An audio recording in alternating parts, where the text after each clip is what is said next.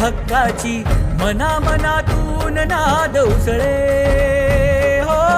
मराठीला अभिजात दर्जा कृती केली ही गर्वाची अभिमानासाठी झटते हो, हो, हो.